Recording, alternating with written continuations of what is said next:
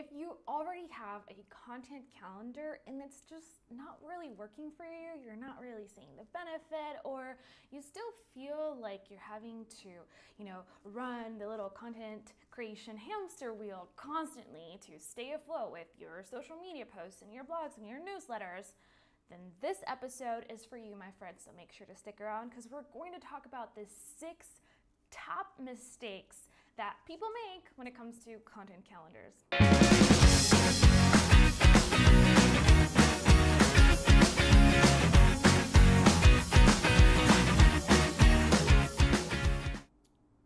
All right, welcome to another Kim TV episode. I'm Kim Jimenez, your social media strategist and the creator of Zilch to Social. And in this video, of course, we're going to be talking all about mistakes that people often make when it comes to creating amazing content calendars. Now, if you already have a content calendar, I probably don't need to sell you on the idea that you really need one in order to put some strategy and some intention behind your content. But for those of you who maybe already have a content calendar, maybe you've dabbled with it, but never really gotten the groove of it, these are 6 mistakes I see my students make all the time when it comes to content calendars. And if you've been following me for a while, you know that I have a mini course called How to Create a Kickbook Content Calendar, which you should totally check out. But the thing is that all of my students, or a good majority of my students, at one point or the other experience one of these 6 mistakes, right? They either get super caught up in the mix and not really follow through, or they, struggle with getting over these hurdles. So today we're going to talk about just that. And mistake number 1 is the one I see so many people actually do. And this is, of course, not using your content calendar. So you spend all that time creating it, planning your posts in advance, and then life gets in the way, right? You either get slammed with a ton of work, or maybe you just, something happened in your personal life and you get derailed. And that happens in business in general, right? We can't always predict what's going to come into the mix or what, we're going to be experiencing. However, it's really important that you use your content calendar. I mean, that's the whole point, of creating it, is to actually use it. So if you're not using your content calendar, maybe it's time to switch to a different tool. Maybe you just need a little kick in the pants, or maybe you need help from someone else, need someone on your team, or perhaps you sign up for my mini training course, and you actually get your shizzle together, right? You get it planned and organized, and you make a commitment to actually utilize it. A lot of times I see this happen when, companies or businesses or entrepreneurs, they just have, a bigger team, right? They might have 2 or 3 people who are part of their marketing team, or maybe they do some content creation. And so it's really important that you get all of your team members on board, and remember that if you want them to use your content calendar, if you want them to be planning your posts in advance, you have to lead by example. So make sure that if you are going to create a content calendar, that you utilize it. And if you've been slacking a little bit, and maybe, your content calendar is collecting dust somewhere on the web, make sure to dust it off, open it up, and maybe revive it a little bit with creating, even more content, with actually putting some intent and some strategy behind everything you publish online. It's not just social media posts, right? It's blogs, it's newsletters, it's podcast episodes. Everything you publish online should have a purpose, and it should be intentional. I don't want you to create content just for the sake of it. It has to have a strategy behind it, and that's what a content calendar allows you to do. Okay, so mistake number 2 is not having a live content calendar, right? A place where you can actually make changes and tweaks quickly. And when I mean a live calendar, it's something that you're able to share with your team, and it should be a digital tool, right? While I'm all, for paper calendars, that's definitely something that can help in the beginning, but eventually you do need to upgrade to a digital tool, because life happens and business happens and things change all the time. So you don't want to have to go and scratch off, the headline of your upcoming blog post for this week because you changed your mind 17 times, right? You want to be able to drag and drop that little sucker and be able to edit it on the go. And more importantly, you want to be able to share it with your team so that you're all collaborating inside the same tools. Now, two of my very favorite tools to create content calendars are, of course, CoSchedule, which is what I utilize. All the tools are going to be linked in the resource section below in my blog, so you got to go over to my blog. And then I also love Trello. Trello is so versatile when it comes to planning a content calendar. It does not publish the content for you, so it's just a place to plan, but I do think it's a great starting point for those of you who are just maybe getting started with your content calendar, or you're transitioning from a paper editorial or content calendar over to a digital tool. Those are two of my favorites. I think they're amazing. One of them is free. Another, the CoSchedule is actually a paid tool, but I think it's worth every penny. And I think it also will encourage you to stay the course and make sure that you're continually using your content calendar.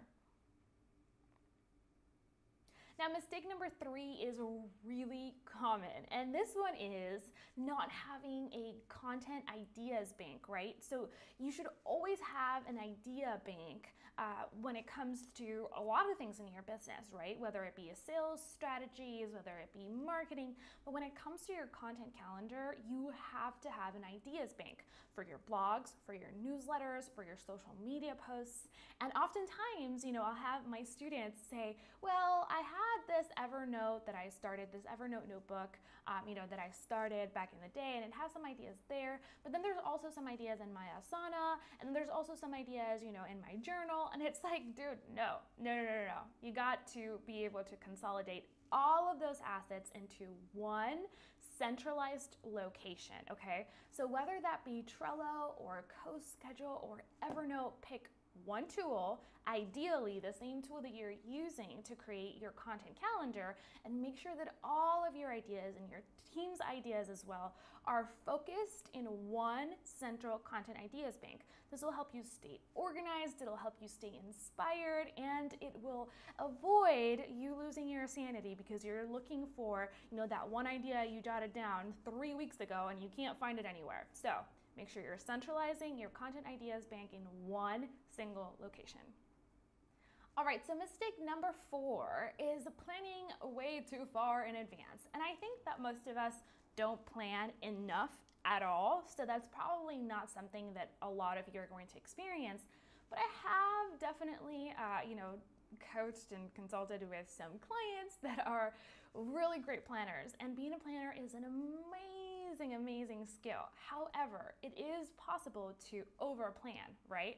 So I would not recommend that you plan your content in advance for more than a quarter, and that's really pushing it. What I really recommend is planning your content in advance for, about a month when it comes to your social media content. I wouldn't plan it, more than that in advance, just because, again, a lot of things change, the world changes, there's news, there's updates, there's content that has to be posted in a timely fashion, right? Like there's time-sensitive things.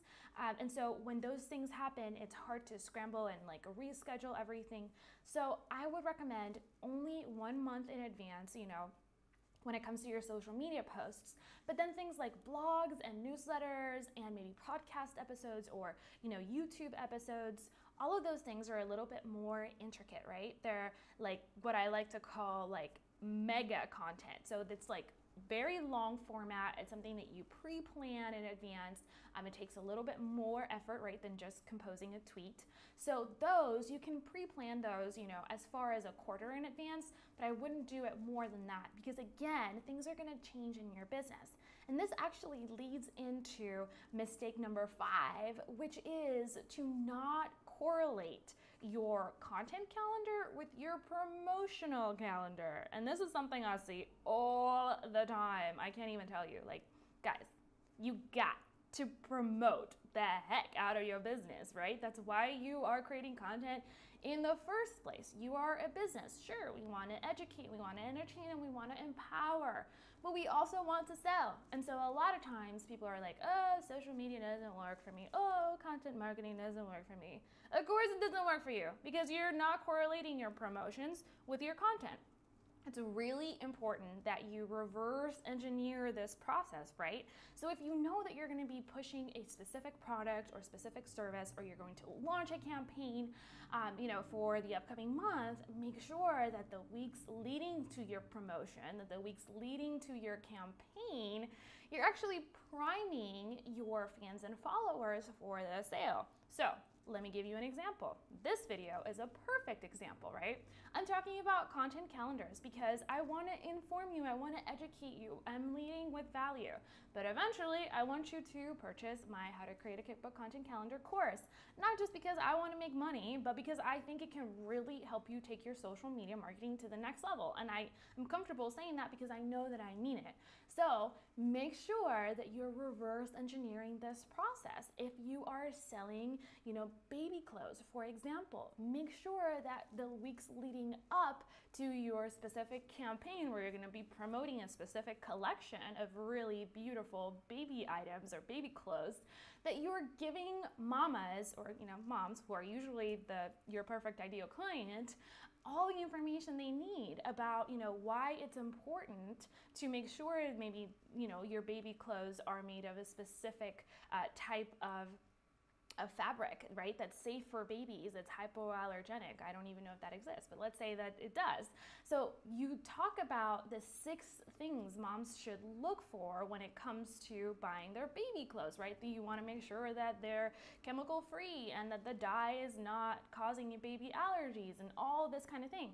So you pre-plan that content in advance. And then on social media, you hint, that you're going to be releasing a great deal or a great discount in the upcoming weeks. So you want to make sure that people are aware that it's coming. So you give sneak peeks and behind the scenes, maybe a video of how you're producing or designing these beautiful baby items, or baby clothes items. So all of those things are really important. Start putting some intention and some strategy around the content that you're creating to make sure that it leads in seamlessly into your campaigns and your sales funnel. It's really important that you are, again, having a place where you're able to correlate your promotional calendar with your content calendar.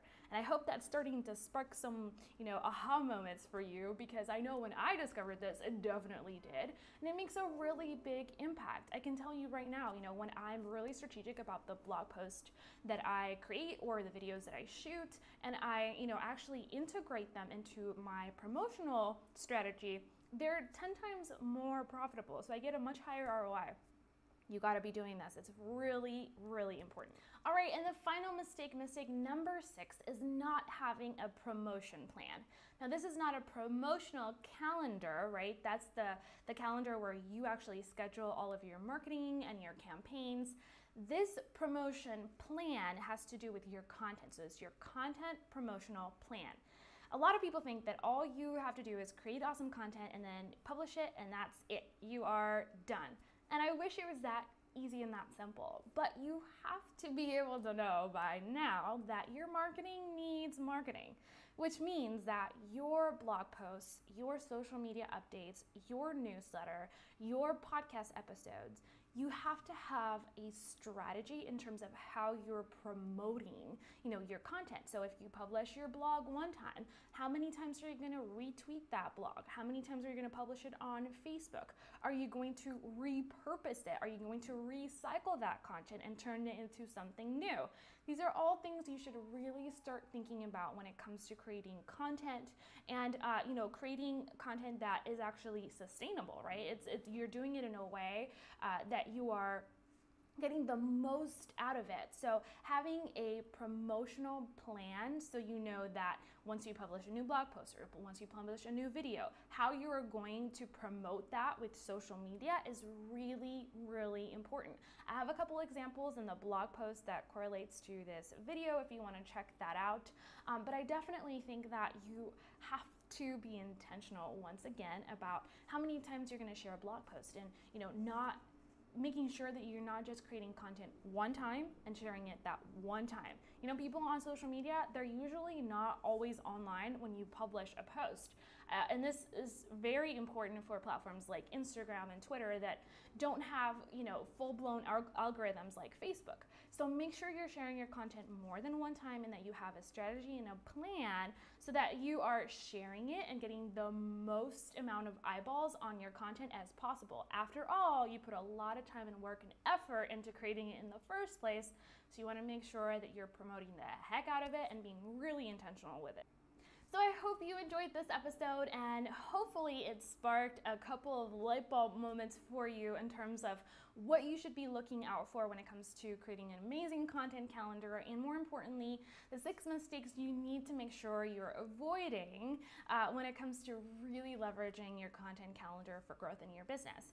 Now, of course, if you want to dive in deeper with me, I would be thrilled to have you join How to Create a Kickbook Content Calendar. We're actually offering a discount for a limited time. You can get all the information by clicking on the link on the screen, or just by clicking inside or in the description box. You'll find a link somewhere in this video that'll give you more details about the program. It's very short, very simple mini course, so you can easily take it in about a week and a half, maybe 10 days. Get your content calendar set up the right way from the get-go, and you'll be able to access a ton of bonus material and training we have in the members area for you. We also have a brand new Facebook group, which we're really excited about, to support our community.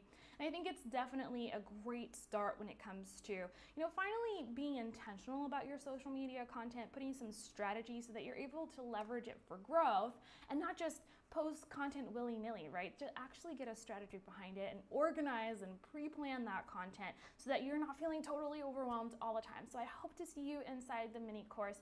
Thank you so much for watching, and more importantly, make sure to leave me a comment below with your key takeaways. Which of these mistakes are you making, and how are you going to avoid them in the future? I'd love to know in the comments below, so definitely let me know. And if you're watching this on YouTube, make sure to subscribe to our channel. For my Facebook peeps, I love you. Make sure to go over and like our page.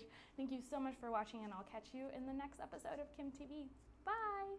So you need to create your social media content, but you don't even know where to start. Introducing How to Create a Kickbook Content Calendar. I designed this mini course to help you get organized and plan, create, and publish your content strategically.